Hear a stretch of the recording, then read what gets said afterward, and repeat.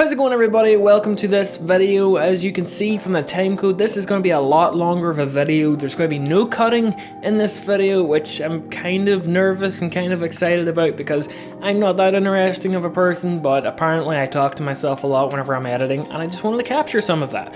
So we're in Premiere here at the minute. Forgot to say, this is a tutorial on how to do the little split screen effect. I'm not going to go through the whole advanced bit of it. Like, this is more for beginners and people who are getting into After Effects. The reason I'm using After Effects for this, by the way, is if you can see here up in this little window, that is everything that Premiere has to offer for keyframing.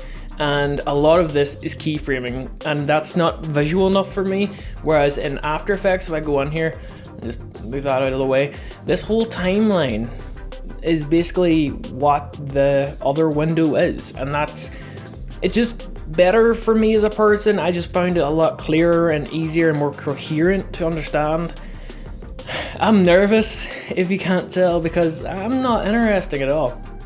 So I got my two clips. I probably should go through this actually. I have a clip here, my first little clip of me, you know, and I'm acting, and then I go over to the left hand side, and then at the same time I have myself on the right hand side also.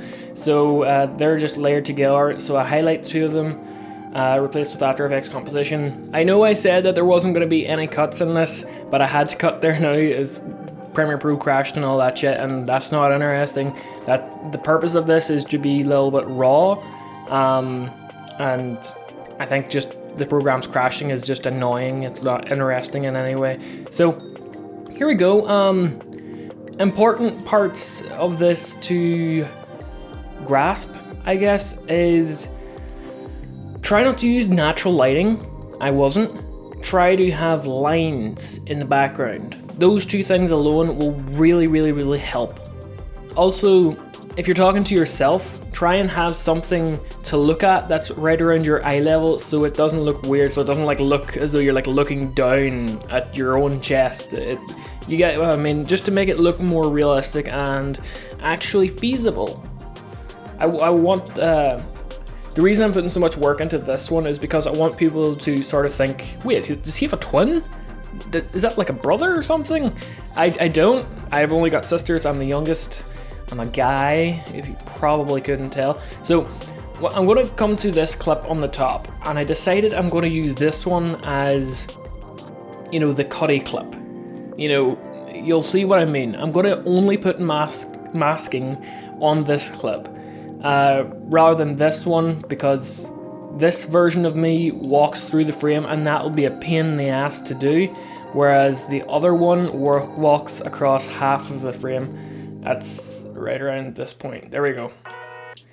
So at the end of my little where it's going to be done masking, right around that moment, I'm going to hit Control Shift and D, or you can go up into Edit and split the clip. So this little clip here, I'll make it a little bit easier for you guys. There we go. This blue one in the center, that is going to be the clip that all the masking is going to go on.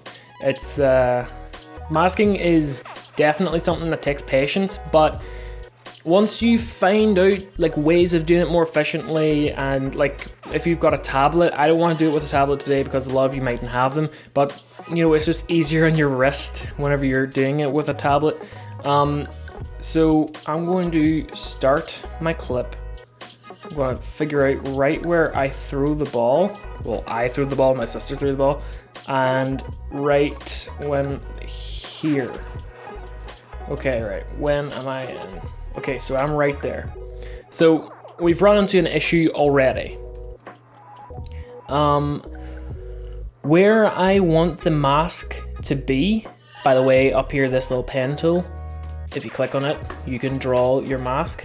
I'm going to draw it along this line and out and around. The dog's barking in the background, sorry if you can hear that. So there, you can see the two of me. But as you can see before this part, I'm just gonna go in here and hit M twice to bring up the mask properties, you can do that there just by hitting that and then hitting masks. If you want to go the longer way about it, but hitting M twice brings it up. I want to go to mask path and hit the little stopwatch, and that adds a keyframe. Now, if you hit Control Control arrow left and right, that shifts through keyframing. So if I shift back through my keyframes, you'll see my arm here crosses this line, and that is something that I don't want. See?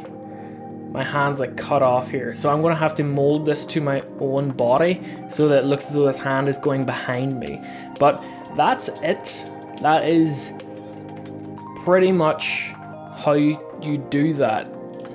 And then if you are moving at all, if your clip's moving, you know, just sort of drag your keyframes around, and it automatically, I should zoom in here, and it will automatically add in keyframes like that.